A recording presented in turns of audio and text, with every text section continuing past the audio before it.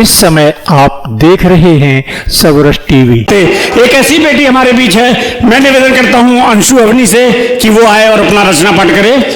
आदरणीय अंशु अवनी।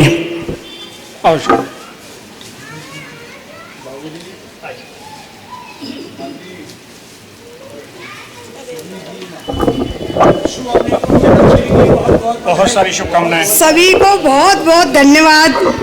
इतना धन्यवाद कि ऐसे ऐसे लोग आए। हमारे दादाजी अकिंचन बैठे, नाम लेने लायक भी नहीं हूँ मैं तो।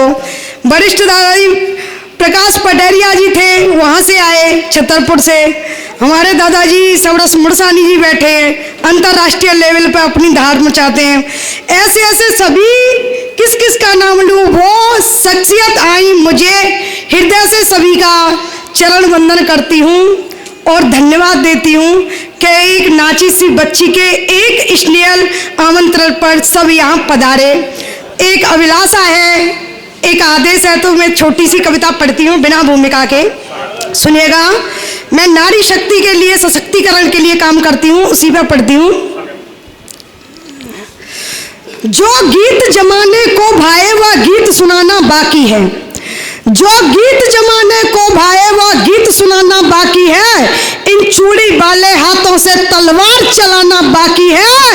पोंछू काजल को धार भरूं जो दिखे शत्रु को ज्वाला सी।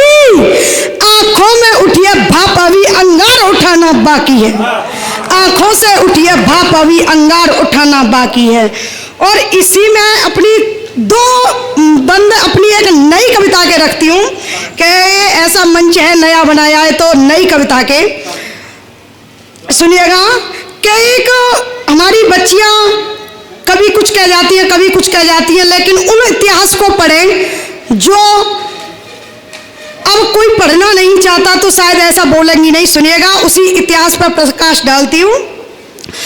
कोहराम उठे मन के भीतर, तो कोहराम उठे मन के भीतर, सच बात कलम लिख जाती है। कोहराम उठे मन के भीतर, सच बात कलम लिख जाती है। इस नई सदी के भारत का इतिहास खोल दिखलाती है। इस नई सदी के भारत का इतिहास खोल दिखलाती है। यहाँ अपने अपने कर्मों से हम सबको तोला जाता है। यहाँ अपने अपने कर्मों से हम सबको तोला जाता है। जिसका औसत है उसको बस उतना बोला जाता है। जिसका औसत है उसको बोला जाता है। यहाँ भौतिक सुख है क्षणिक मात्र, सब इसके पीछे भाग रहे। हो जाता है संदर्भ गलत, क्रियाचक बन क्यों मांग रहे। यहाँ भौतिक सुख है क्षणिक मात्र, सब इसके पीछे भाग रहे। सब कर्मों पर ही निर्भर है, फिर याचक बन क्यों मांग रहे। त्रेता के रावण सुपर्णखा कलयुग में भी क्यों जिंदा है। जब चीर खिंचे पांचाली का, अब भी पांडव शर्मिंदा है।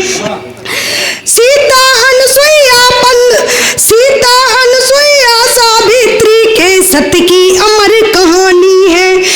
पद्मावती हांडी रानी और लज्जा की अमित निशानी है। इन करुणानिध सदियों का मैं तुमको दृश्य दिखाती हूँ। इन करुणामय सतियों का मैं तुमको दृश्य दिखाती हूँ। ये अपने हिंद की माताओं को निस दिन शीश झुकाती हूँ। इन अपने हिंद की माताओं को निस दिन शीश झुकाती हूँ। मन में विचार कर थोड़ा सा, क्या नागफनी है जहर मात्र।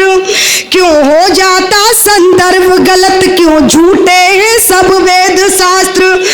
क्यों सुपर्णखा के मन में भी यौवन की ये जिज्ञासा थी।